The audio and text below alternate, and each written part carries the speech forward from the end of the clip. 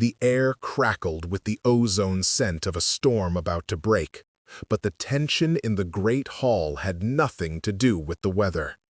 His voice, a low thunder that vibrated through the stone floor, washed over the assembled pack, each word a hammer blow shaping a new and terrible reality. He stood on the dais, flanked by wolves whose feral energy bled into the air, their loyalty to him an almost visible shroud. His eyes, the color of a frozen lake, swept across the sea of bowed heads, and for a terrifying second they snagged on mine. The world narrowed to the space between us, a chasm of 10 years and 1,000 unspoken griefs. He descended the steps, his movements a predator's fluid grace, the crowd parting before him as if cleaved by a blade. He stopped less than a hand's breadth away, the scent of winter pine and cold iron overwhelming the familiar musk of my own pack. With a single, calloused finger, he tilted my chin up, forcing my gaze to meet his. The face was his, the sharp jaw, the slash of dark brows, but the soul behind those eyes was a stranger's, a ghost of the boy I once knew, and the monster he had become stared down at me, and a cruel smile twisted lips that had once whispered secrets in my ear. "Well, well," he murmured, his voice a serrated edge of ice meant only for me. "Look what the changing of the guard dragged in. I'm surprised you're still alive, little mouse. I would have thought the scavengers had picked your bones clean by now. Wait, before the next revelation unfolds. If this mystery has already captivated you, let us know where you're following this story from. To ensure you don't miss unexpected claims, broken bonds, or awakenings under the moon, subscribe and stay close. Now, back to the scene." My breath hitched, a tiny wounded sound in the echoing silence. It wasn't just the words, though they were cruel enough to flay skin from bone. It was the recognition. This conqueror, this ruthless alpha who had shattered our pack's leadership in a single bloody afternoon, was Kyle, my Kyle, the boy who had shared stolen berries with me in the woods, who had promised to build me a castle of river stones and moonlight, had vanished a decade ago without a trace. We had mourned him, held a vigil, and etched his name onto the memorial stone. Now he stood before me, a titan of muscle and scars, wearing the pelt of a shadow wolf I had only heard of in legends. He was not mourned, he was feared. He was not lost, he was a conqueror. A tremor started in my hands, a violent shudder that threatened to shake me apart. The faces around me were a blur of shock and terror. He had just executed our alpha, a man known for his own brand of quiet cruelty, with a brutal efficiency that spoke of countless battles won. He had claimed the Crescent Moon Pack not through tradition or challenge, but through sheer, overwhelming force. His warriors, the dozen wolves at his back, were specters of violence, their eyes glowing with a fanatic's devotion. They were outsiders, rogues, bound to an alpha who had forged them into a weapon. "What's the matter, Alara?" Kyle's voice dripped with mocking contempt, his thumb stroking my jaw in a parody of tenderness that felt more like a threat. He remembered my name. The thought was a fresh stab of pain. He hadn't forgotten everything. He had simply chosen to discard it. Cat got your tongue? Or has life at the bottom of the food chain finally stolen your voice? Anger, hot and reckless, flared through the cold fog of my shock. "You were dead," I whispered, my voice raw. His laugh was a harsh, grating sound, devoid of any warmth. He leaned closer, his breath a cold whisper against my ear. Or perhaps I just went to hell and found I liked the climate. I came back for what is mine. His gaze flicked over me, dismissive and insulting, before returning to my eyes. This territory, this power, everything. He straightened up, releasing me so abruptly I staggered. He turned his back on me, addressing the terrified pack as if our exchange had been a minor, amusing diversion. "I am your alpha now," he boomed, the power in his voice compelling obedience, forcing knees to bend and heads to bow lower. "Your old laws are dust. Your old loyalties are ash. You will serve me, you will obey me, and you will learn your new place. My warriors will be your new enforcers. My word is the only law." He paused, letting the weight of his declaration settle. "There will be changes, a culling of the weak, a reorganization of resources." His gaze swept the room again, and this time it felt like he was searching for something, or someone. "Starting with the Omega dens, we have no room for parasites." A collective gasp rippled through the hall. The Omegas, the lowest-ranking members of our pack, were the caregivers, the laborers, the ones who performed the tasks no one else wanted.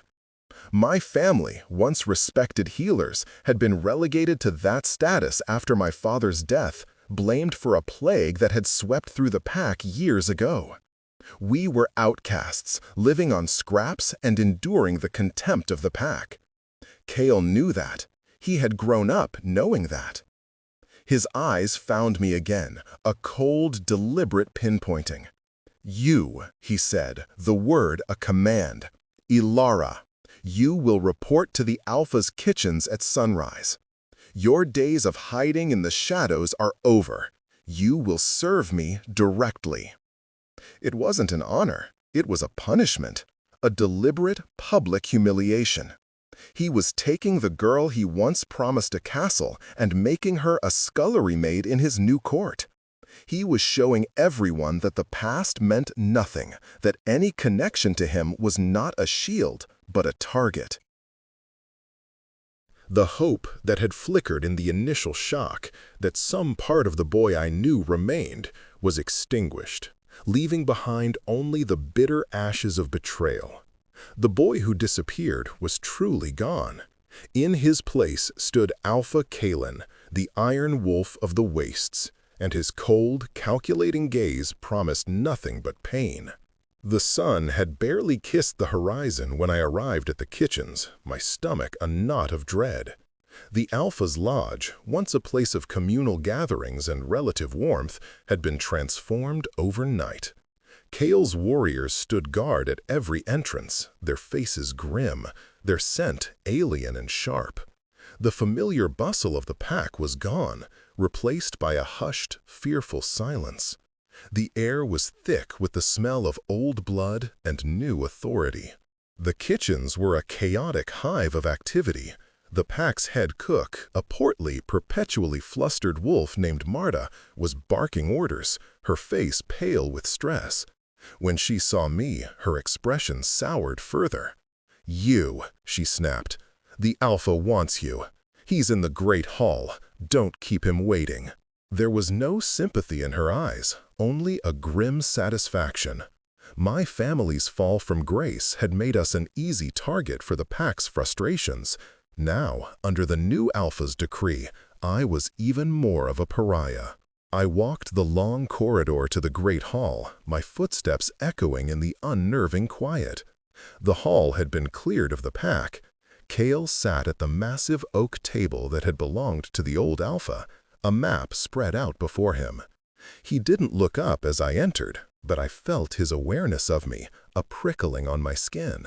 He was alone, save for a massive, dark-furred wolf lying at his feet. It was his beta, I assumed, in his shifted form. The wolf's yellow eyes tracked my every move. "You're late," Kale said, his voice flat. He finally lifted his head, and the full force of his presence hit me again. In the morning light, the changes in him were even more stark. He was broader, harder. Scars webbed the skin on his forearms, and a particularly nasty one cut through his left eyebrow, giving him a permanent, menacing cast. The boy's softness was gone, scoured away by a decade of hardship I couldn't begin to imagine. "The sun is just rising, Alpha," I replied, my voice steadier than I felt. I would not cower. I had nothing left to lose. A flicker of something, annoyance, surprise, crossed his face. "You will address me as Alpha Kalen, and you will be here before the sun rises from now on." He gestured to a pitcher of water and a single goblet on a nearby sideboard. "Pour me a drink." I moved to obey, my hands trembling slightly as I lifted the heavy ceramic pitcher. I filled the goblet and brought it to him, placing it carefully on the table beside his hand. Our fingers brushed for a fraction of a second. A jolt, like lightning, shot up my arm. I recoiled as if burned.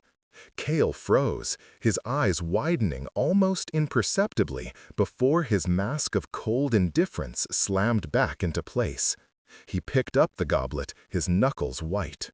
"Your task is simple," he said, his voice tight. "You will attend to my needs in this hall. You will bring my meals. You will keep the fires lit. You will not speak unless spoken to. You will be invisible unless I require you to be seen. Is that understood?" "Yes, Alpha Kalen." The title felt like acid on my tongue. "Good." He took a long drink of water, his throat working. He watched me over the rim of the goblet, his gaze intense, analytical. It felt as though he were dissecting me, looking for the girl he had known inside the worn-out shell of the woman I had become. "Why?" The word escaped me before I could stop it. His eyes narrowed. "Why what? Why me? There are dozens of Omegas, dozens of servants. Why choose me for this humiliation?" He placed the goblet down with a soft click. "Because I want a reminder," he said, his voice dropping to a low, dangerous growl. "Every time I look at you, I will be reminded of the weakness I left behind, the sentimentality, the foolish promises of a boy who didn't understand the world." He leaned forward, his eyes boring into mine. "You are my penance, Elara, a living monument to my own stupidity. And you will remind me every single day to never be that weak again." The cruelty of it was breathtaking. It was a calculated psychological torture. He wasn't just punishing me, he was punishing the boy he used to be, and I was the unfortunate instrument. Days bled into a week, each one a torment of proximity and silence. I moved like a ghost in the great hall, fetching his meals, clearing his plates, stoking the fire that seemed to give off no warmth. He worked relentlessly, meeting with his new enforcers, poring over maps, and issuing decrees that reshaped our pack with ruthless efficiency. He rationed food, initiated brutal training regiments, and broke up old family alliances with a surgeon's precision. He was building a machine of war and survival, and there was no room for softness. He rarely spoke to me beyond clipped commands, yet I felt his eyes on me constantly. When I reached up to stir the embers in the hearth, I'd feel his gaze on my back. When I cleared his table, I'd catch him watching me, his expression unreadable, before he would look away with a scowl. The moments of connection were small, sharp, and painful. One afternoon, I tripped on an uneven floorboard, sending a platter of bread and cheese clattering to the ground. Before I could even hit the floor, a hand shot out and grabbed my arm, steadying me. It was Kyle. He had moved from his chair with a shifter's impossible speed. His grip was like iron, his touch searing. For a heartbeat, we stood there, his hand on my arm, his face close to mine. I saw something in his eyes then, a flicker of alarm, of concern. a shadow of the boy who had once kissed a scraped knee to make it better. Then, just as quickly, it was gone. He released me, his face twisting into a sneer. "Clumsy as ever," he spat, turning away. "Clean up your mess." But I had seen it, and that tiny crack in his armor was more dangerous than all his overt cruelty, because it gave birth to a fragile, stupid hope. The dilemma was a constant war within me. Every instinct screamed at me to flee, to run from this cold, broken version of my childhood friend. But where would I go? A lone Omega wouldn't survive a day in the wild, not with rogue patrols and rival packs claiming territory. And I couldn't leave my mother and younger sister behind to face his potential wrath. My other choice was to endure, to become the invisible servant he wanted me to be. But the more I saw those flickers of the old Kale, the more a third, insane option presented itself: to try and understand, to find the boy buried beneath the monster. It was a choice that could get me killed, but as I swept up the scattered crumbs of bread under his watchful, tormented bays, I knew it was the only one I could make. My life was already forfeit. Perhaps my purpose now was to unravel the mystery of what had happened to Kalen, the boy who had promised me a castle of moonlight and left me with the ruins of a broken heart. The tension in the Alpha's lodge was a living thing, a coiled serpent waiting to strike. Kale pushed the pack harder every day. The training sessions were brutal, pitting wolf against wolf in fights that were meant to weed out the weak. He was forging them, breaking them down, and rebuilding them in his own image, hard, disciplined, and utterly loyal to him. The pack was terrified, but a grudging respect was beginning to form. He was a harsh alpha, but he was also a strategic one. The food stores, once mismanaged and hoarded by the elite, were now distributed with cold fairness. The patrols were more efficient, and the territory felt safer, even if the danger now lived inside the lodge itself. My life settled into a strange rhythm of silent servitude. I learned the sound of his footsteps, the particular way he cleared his throat when he was deep in thought, the scent of his anger, like cold steel and ozone. I was a fixture in the great hall, as much a part of the scenery as the tapestries on the wall, and this invisibility gave me a unique vantage point. I saw the moments when the weight of his command settled on his shoulders, the exhaustion he tried to hide behind a scowl. One evening, he was meeting with his beta, a grim, scarred wolf named Riker. I was banking the fire for the night when I heard their low voices. "The reports from the Shadow Ridge are confirmed," Riker said. "The Bloodfang pack is moving west. They're testing our borders." "Let them test," Kale replied, his voice a low growl. "They'll find only stone and teeth." "They're led by Silas," Riker pressed. "He's the one who found you." Kale went very still. The air in the room grew heavy, charged with unspoken history. "I am aware of who leads them, Riker." "He won't forgive you for leaving, for taking us with you." "Forgiveness is a luxury for the weak," Kale said, his voice lethally soft. "Silas taught me that himself.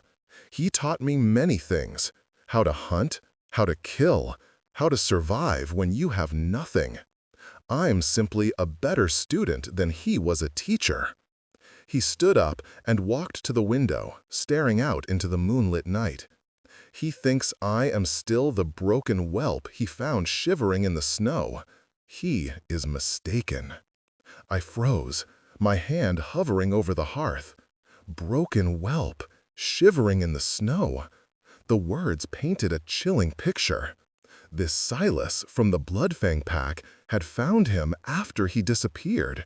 He hadn't just run away. Something had happened, something terrible. Kale must have sensed my presence, my sudden stillness.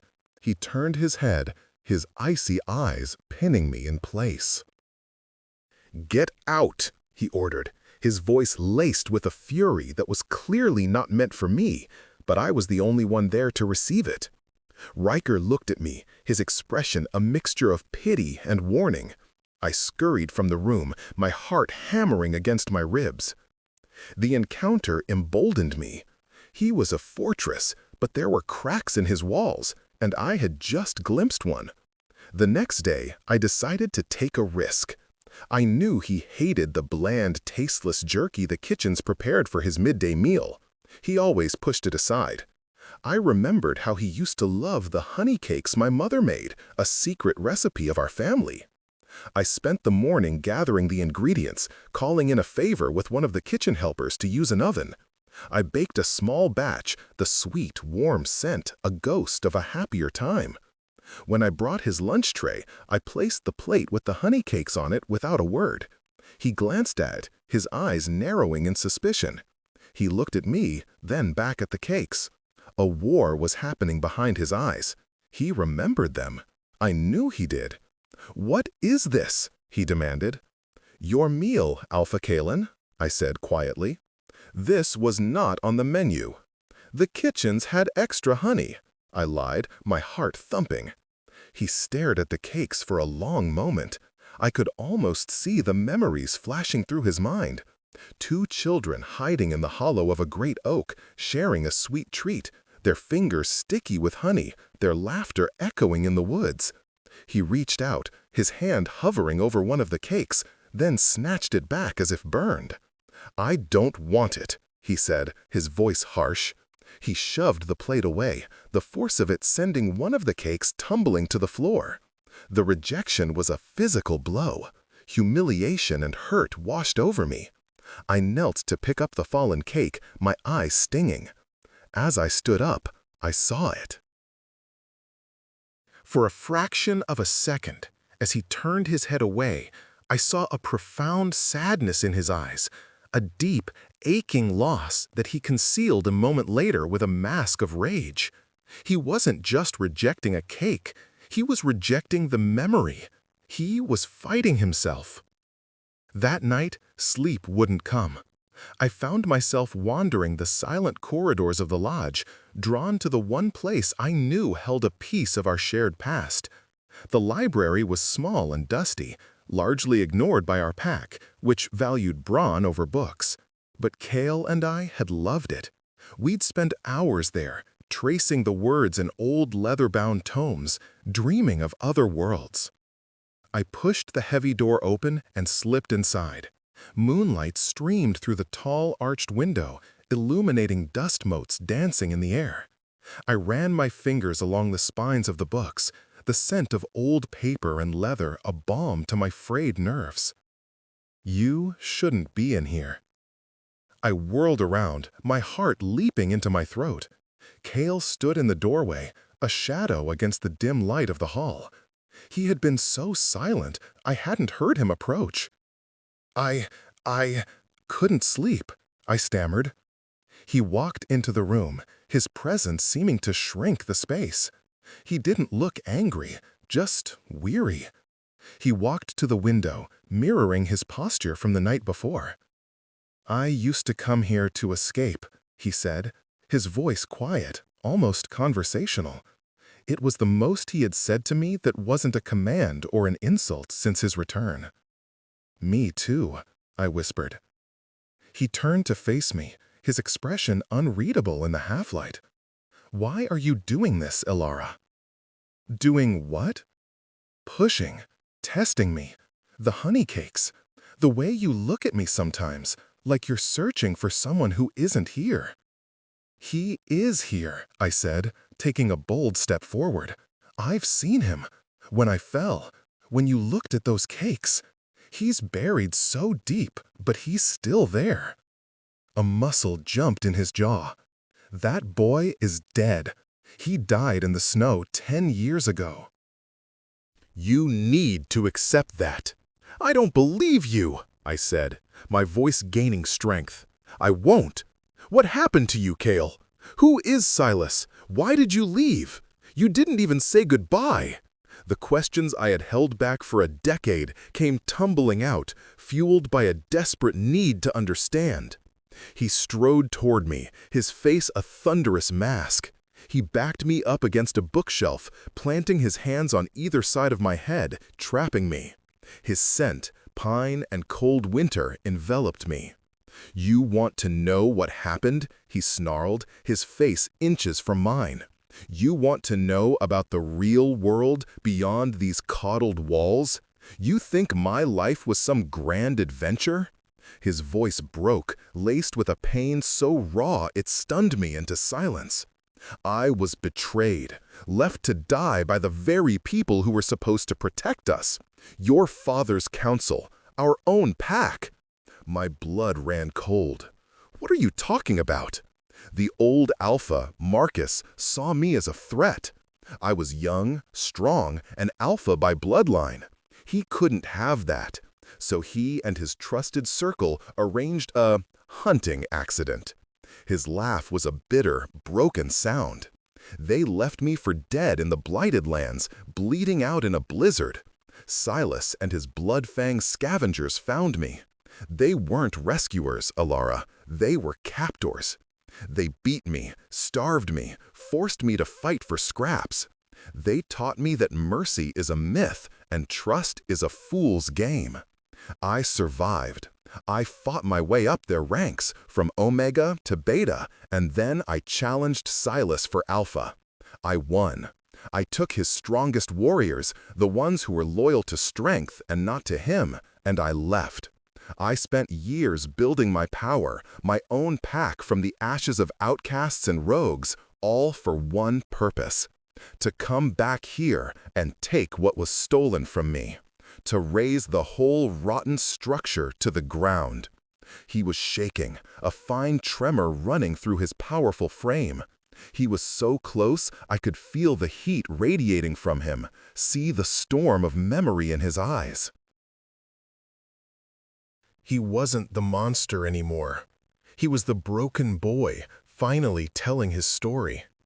Impulsively, I lifted a hand and touched his face, my fingers tracing the line of his jaw.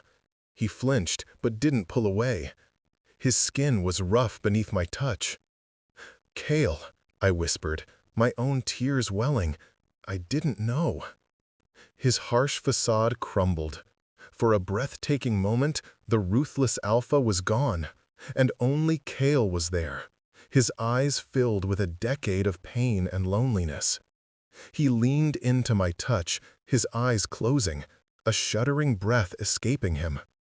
The library was silent save for our breathing. The space between us was no longer a chasm of years, but a fragile bridge of shared grief. And in that moment, as his defenses fell away, he leaned down, and his lips met mine. The kiss was not gentle. It was a clash of desperation and longing, a decade of pent-up sorrow and rage poured into a single searing moment. It was lightning and thunder, salt and sorrow. It was everything we had lost and the terrifying possibility of what could be. He tasted of winter and regret, and I kissed him back with all the grief I had carried for the boy I thought was dead. His arms wrapped around me, pulling me tight against him, a drowning man clinging to a piece of wreckage. The books around us bore silent witness to the shattering of a carefully constructed wall, and in its rubble, something new and fragile and terrifyingly real began to take root. The kiss ended as abruptly as it began. Kale tore himself away from me, stumbling back as if he'd touched fire. He stared at me, his chest heaving, his eyes wide with a mixture of horror and raw hunger.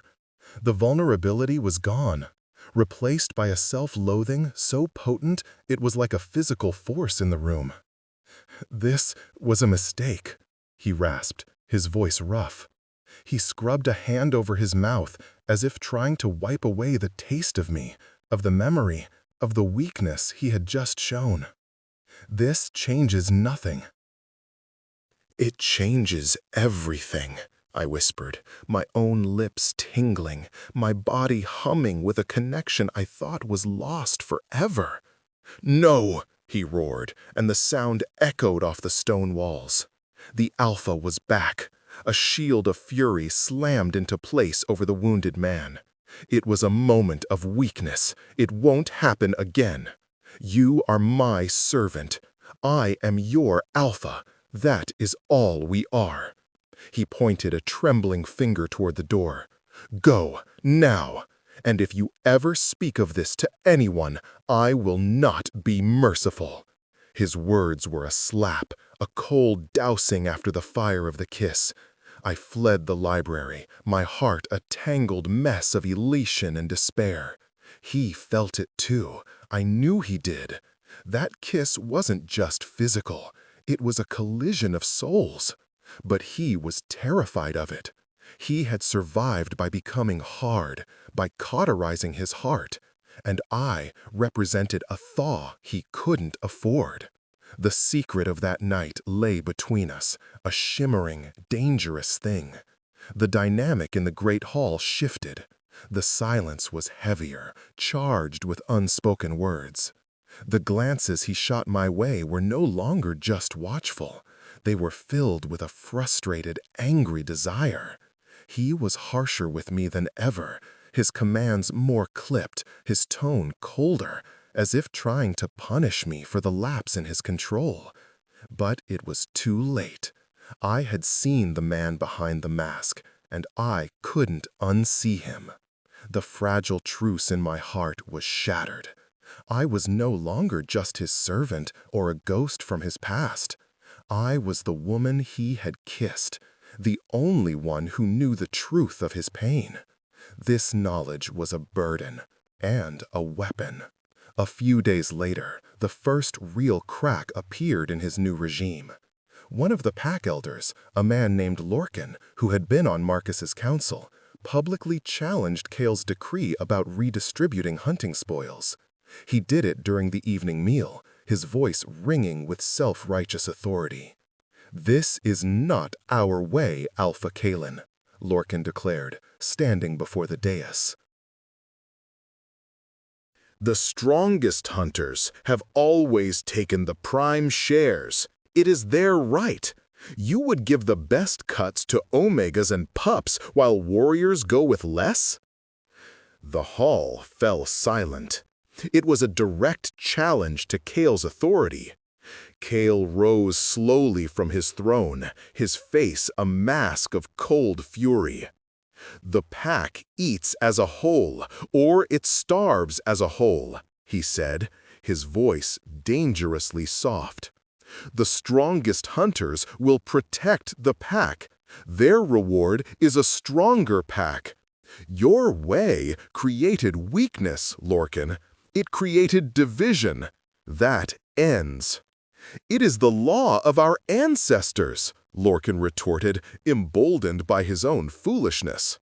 "I am the law now," Kale growled. He descended the steps, his movements predatory. I held my breath, expecting him to strike Lorcan down. Instead, he stopped before him. "You were on Marcus's council, were you not?" Lorcan puffed out his chest. "I was. I served him faithfully for 20 years. "And did you faithfully serve him when he conspired to murder a child?" Kale's question dropped into the silence like a stone in a deep well. Lorcan's face went white. I don't know what you mean." "Don't you?" Kale's voice was a whip crack. "Don't you remember the secret meeting, the plan for a hunting accident, the promise of rewards for your silence?" He leaned in, his voice dropping so low only those nearby could hear, but the menace in it was palpable throughout the hall. "I remember your face, Lorcan. I remember you watching as they left me to bleed. You did nothing." Panic flared in Lorcan's eyes. He took a step back. "Lies! These are the ravings of a rogue!" But the denial was weak. The other pack members were staring, whispering. Kale had just exposed the rot at the core of the old regime. He hadn't just conquered them, he had come for justice. "I am not a rogue," Kale said, straightening up and raising his voice for all to hear. "I am the son of your former Alpha's beta, Alistair, whom Marcus had poisoned so he could steal his position. I am the boy you all left for dead. I have returned to cleanse this pack of the traitors who have weakened it from within." He turned his back on the trembling Lorcan, a sign of ultimate contempt. "Riker, exile him. If he sets foot on our lands again, kill him." Riker and another warrior seized the sputtering elder and dragged him from the hall. Kale stood alone in the center of the room, his chest rising and falling, the confession of his parentage and his betrayal hanging in the air. He had revealed his secret, fractured the pack's history, and laid the groundwork for his revenge. But as he turned and his eyes found mine across the room, I saw no triumph on his face. I saw only a profound, devastating loneliness. He had his secrets out, his vengeance begun, but it had brought him no peace. The fracture he had created in the pack was nothing compared to the one that was tearing him apart from the inside. My heart ached for him. Despite everything, despite his cruelty and his coldness, the boy I knew was still in there, crying out from beneath the weight of his scars.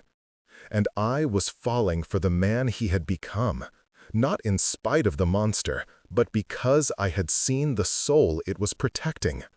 It was a dangerous, heartbreaking realization.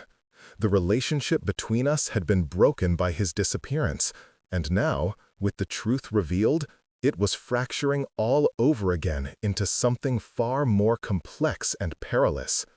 I was not his servant. I was not his enemy.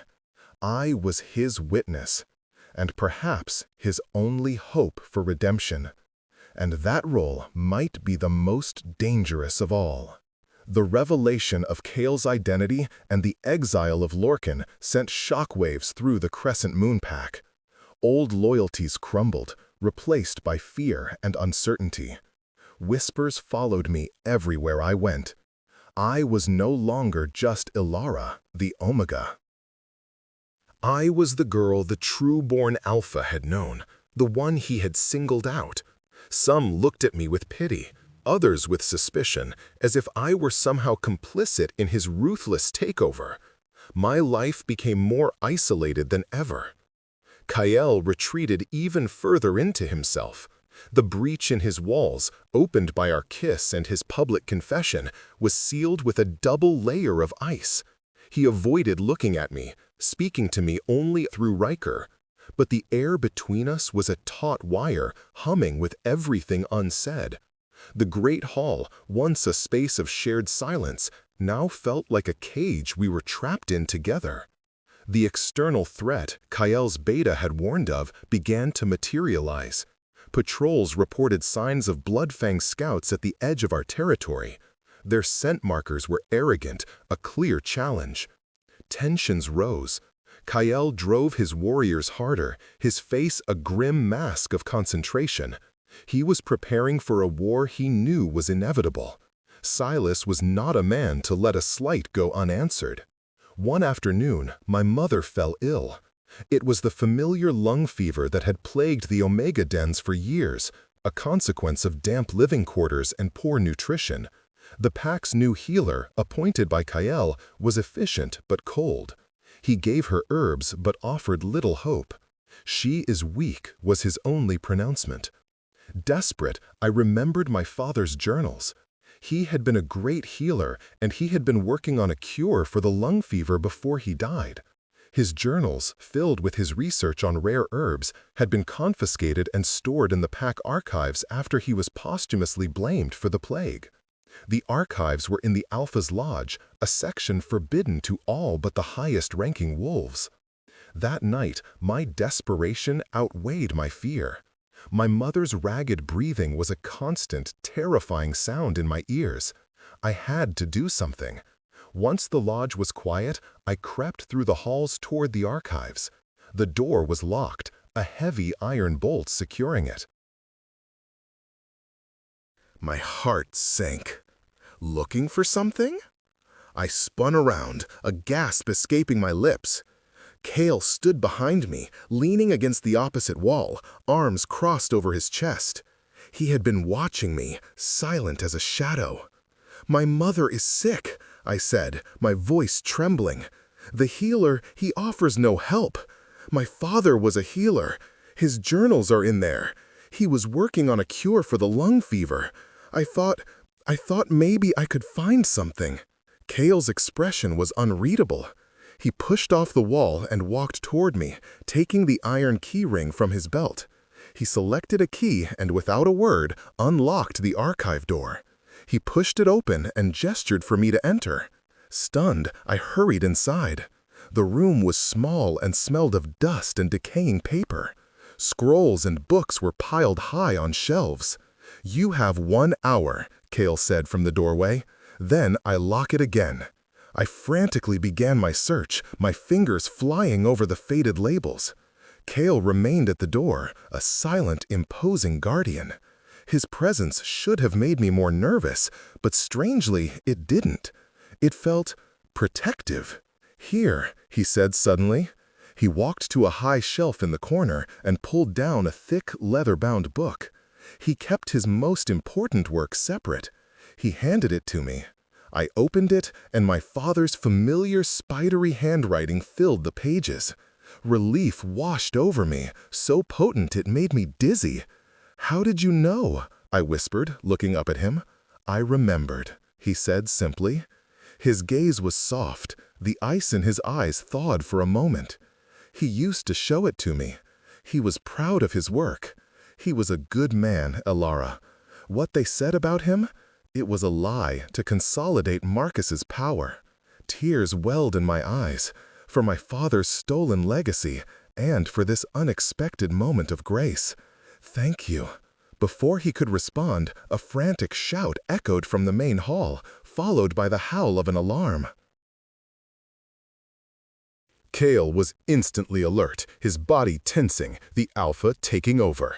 "Stay here," he commanded, his voice a low growl. "Lock the door behind me." He was gone in a flash. I heard the sounds of fighting, the snarls of wolves, and the clash of bodies. Panic seized me.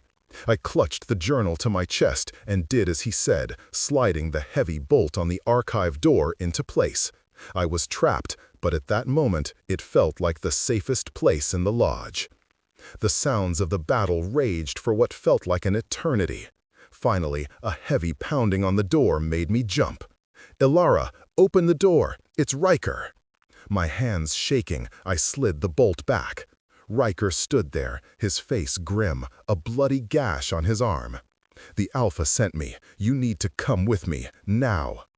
"What happened?" I asked, following him as he led me at a half-run through the corridors. The lodge was in chaos. Cale's warriors were fighting several intruders, wolves bearing the crimson marking of the Bloodfang pack. "A small raiding party, a diversion," Riker grunted, fending off a charging Bloodfang wolf with a vicious swipe of his claws. "Their real target was you."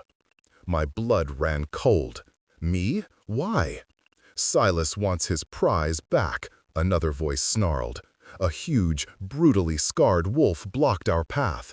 He was bigger than Riker, his eyes glowing with a malevolent red light. This wasn't just a scout. This was a warrior. Riker pushed me behind him. "Run, Elara!" But there was nowhere to run. The giant wolf lunged, and the two betas crashed together in a frenzy of claws and teeth. I was frozen, useless. The attacker was stronger, and with a sickening crunch, he threw Riker against the wall, where he slumped to the ground, stunned. The Bloodfang wolf turned his burning eyes on me. He grinned, his teeth stained with blood. "The Alpha will be so pleased," he growled, stalking toward me. I squeezed my eyes shut, bracing for the attack. But it never came. A black and gray blur shot past me, a sound of pure, unadulterated rage ripping through the air. Kale. He had intercepted the wolf, his shifted form larger and more powerful than I had ever imagined. He was a dire wolf, a creature of legend. He slammed into the Bloodfang warrior, and the two alphas, for the attacker smelled of authority, engaged in a battle so fast and brutal it was hard to follow. But Kale was stronger. He was fighting for his territory, for his pack, and for something more. I saw it in the fury of his attack. He was fighting for me. With a final, decisive move, he got his jaws around the other wolf's throat and ended the fight. He stood over the fallen enemy, his massive chest heaving, his fur matted with blood. Then he shifted back, his naked form steaming in the cool air. He ignored his warriors who were finishing off the other intruders. He ignored his wounded beta. His eyes, wild and blazing, found mine. He crossed the distance between us in 3 long strides and hauled me into his arms. His embrace was crushing, desperate. He buried his face in my hair, his whole body trembling with the aftermath of battle. "Are you hurt?" he rasped, his voice thick with emotion. "No," I whispered, clinging to him. "You saved me." He pulled back, his hands framing my face, his thumbs stroking my cheeks. The fury in his eyes was replaced by a raw, unguarded fear. "When I heard they were after you, I thought—" He couldn't finish the sentence. He didn't need to. In that moment, all the walls, all the pretense were gone. He wasn't the ruthless ruler or the broken boy. He was Kale, and I was Alara, and he had almost lost me. The thought had shattered his control. "I won't let him have you," he growled, a vow spoken to me, to himself, and to the world. "You are mine." It wasn't a statement of ownership. It was a claim, a declaration of fierce, undeniable belonging. It was a bond forged in shared history and reforged in the heat of battle. He leaned down and kissed me again. Not with the desperate, angry hunger of the library, but with a deep, possessive tenderness that sealed his vow. It was a kiss of redemption, a claiming of the heart he had tried so hard to deny. In the midst of the chaos and bloodshed, surrounded by his loyal warriors and the bodies of his enemies, he was finally choosing. He was choosing me. He broke the kiss and rested his forehead against mine, his breathing still ragged. "Silas won't stop," he said, his voice low and grim. "This was just a test. He knows my weakness now." "I am not your weakness, Kale," I said, my voice fierce, finding a strength I didn't know I possessed. "I am your strength. Let me help you." He looked at me, truly looked at me, and for the first time, he didn't see a reminder of a past he wanted to forget. He saw an ally, an equal, a mate. The aftermath of the raid was a turning point. Kale publicly declared that I was under his personal protection, effectively elevating my status from Omega servant to something more. The pack buzzed with speculation, but no one dared question him. My mother, with the help of the remedies from my father's journal, began to recover, her breathing easing for the first time in weeks. Kale himself had sent the healer to my family's den with the finest broths and warmest furs, an unspoken apology and a public show of favor. Our relationship transformed. He no longer kept me at arm's length. He brought me into his war council, valuing my knowledge of the Crescent Moon Pack and the territory. I, in turn, learned about the brutal world he had survived. We spent hours bent over maps, our hands brushing, the energy between us a constant, simmering heat. The Great Hall was no longer a prison, but our sanctuary, our war room. The silence was now comfortable, filled with a deep understanding that went beyond words. He was still a hard alpha. He still demanded discipline and strength, but a measure of his old self was returning. I saw it in the way he ruffled a pup's hair, the rare, small smile he gave when one of his warriors accomplished a difficult task, the moments he would seek me out, just to stand beside me and share a quiet breath. He was healing, and I was healing with him. But the shadow of Silas and the Bloodfang pack loomed large. We knew he was gathering his forces for a full-scale attack. He wanted Kyle's territory, but more than that, he wanted to destroy Kyle, to take back the one thing that had ever mattered to him, me. It was a twisted obsession born from the master's rage at being surpassed by his student. The night before the battle, Kyle found me on the balcony of the lodge, looking out at the moon-drenched forest. The air was cold and still, the calm before the storm. "You should be sleeping," he said, coming to stand beside me. He wrapped a heavy fur cloak around my shoulders. "I couldn't," I admitted. "I'm scared." "So am I," he confessed, his voice a low rumble.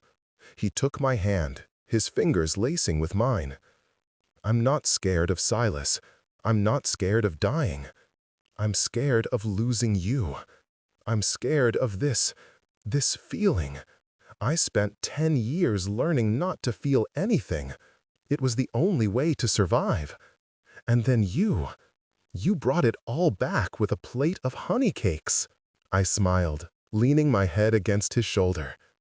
"I think the boy who liked honey cakes was always there, Kalen. You just built a fortress around him. You walked right through the gates," he murmured, pressing a kiss to the top of my head. "Elara, if we survive this, I want to do this right. I want to build a life with you, not as an alpha and his omega, but as mates, as equals. We will survive this," I said, turning to face him, my hands on his chest. He searched my face, his eyes full of a deep, abiding love that took my breath away. "I love you," he whispered, the words he had held back for a decade finally breaking free. "I think I have, since we were children. I just didn't have a name for it then." "I love you too," I cried, tears of joy and fear mixing on my cheeks. I never stopped. The battle began at dawn. Silas's horde descended on our territory, a wave of savage, disciplined fury. But Kale was ready. He had trained our pack well. They were no longer the complacent, divided group he had conquered. They were a unified force, fighting for their homes, their families, and their alpha. Kale led the charge, a magnificent, terrifying force of nature in his direwolf form. I stood with the healers and the den mothers, my heart in my throat with every clash of wolf against wolf. But I was not idle. Using my knowledge of the terrain, I directed the pack's defenders through hidden paths, setting up ambushes and flanking maneuvers that Kale had helped me devise. We were a two-fronted attack, his brawn and my brain. The tide of the battle turned when Silas finally faced Kale. The two alphas met in the center of the clearing, a circle of combat forming around them as the other wolves gave them a wide berth. Silas was a monster of a wolf, scarred and brutal, but Kale fought with a cold, focused rage. He was not just fighting for his life, he was fighting for our future. It was a long, bloody fight. Both alphas were wounded, their fur matted with blood. But Kale was faster, smarter. He used Silas's own rage against him, tiring him out, forcing him to make mistakes. Finally, in a move of breathtaking speed, Kale exploited an opening, ending the fight and Silas's reign of terror for good. A cheer went up from the Crescent Moon Wolves. The remaining Bloodfang warriors, their alpha defeated, lost their will to fight. They surrendered, their challenge broken. We had won. Kale, bleeding from a dozen wounds, shifted back to his human form and scanned the battlefield, his eyes searching. They found me, and even from a distance, I felt the intensity of his relief. I ran to him, pushing through the celebrating warriors, and threw myself into his arms. "It's over," he breathed, holding me tight, his blood smearing on my tunic. "It's finally over." He had reclaimed his home. He had gotten his justice. But more than that, he had found his way back to himself. The ruthless ruler and the lost boy had finally merged, healed by the bond we shared. We stood in the middle of the battlefield, surrounded by our victorious pack, a new Alpha and his Luna, ready to build our castle, not of river stones, but of love, strength, and a hard-won peace. The months that followed the battle were a time of healing and rebuilding. The surrendered Bloodfang warriors were integrated into the pack, a decision Kale made that surprised many. "They were loyal to strength," he explained to the council, his hand resting on my shoulder. "We will give them a purpose beyond mindless violence. A strong pack does not discard a useful tool, it reforges it." It was the act of a leader, not just a conqueror. My position as Luna was solidified not by a formal ceremony, but by the simple, undeniable truth of our partnership. I worked alongside Kale in every decision. He valued my counsel, my compassion, a necessary balance to his own hard-earned pragmatism. Together, we established new laws that protected the weakest members of the pack, ensuring no family would ever suffer the way mine had. My father's name was cleared, his journals becoming the foundation of a new healing den that I oversaw. The Omega dens were dismantled, and all pack members were given quarters worthy of them. The lodge, once a place of fear and tension, slowly filled with warmth and laughter. The great hall, where I had served him in silence, became the heart of our home. We would often sit there late at night, long after the pack had gone to sleep, simply talking, sharing stories of the years we had lost, and making plans for the ones to come. One crisp autumn evening, we walked hand in hand to the edge of the forest, to the great old oak where we had shared honey cakes as children. The carving we had made in the bark, a crude K+E inside a lopsided heart, was still there, faded but visible. Kyle traced the letters with his finger, a soft, genuine smile on his face. It was a sight that still made my heart ache with love. "I used to dream about this place when I was with the Bloodfang," he confessed, his voice quiet. "When things were at their worst, I'd close my eyes and pretend I was back here with you. It was the only thing that kept me sane." "I came here too," I whispered, leaning my head against his arm. "After they told me you were gone, I would talk to you, tell you about my day. I think I always knew you weren't really gone." He turned to me, his eyes the color of a clear winter sky, no longer frozen, but bright with life and love. He cupped my face in his hands, his touch gentle and sure. "I was never truly home until I came back to you, Elara. You were always the place I was trying to get back to." He kissed me then, a slow, sweet kiss filled with the promise of a peaceful future. The ruthless Alpha was gone, the lost boy was found, and in their place was my Kyle, my mate, my partner in all things. The sun was setting, casting a golden glow over the lands of the Crescent Moon Pack, our pack. A new wind rustled the leaves of the old oak, carrying on it the scent of pine and honey, the scent of home. We had faced the ghosts of our past and defeated the monsters at our door, and now we had a lifetime to simply be together.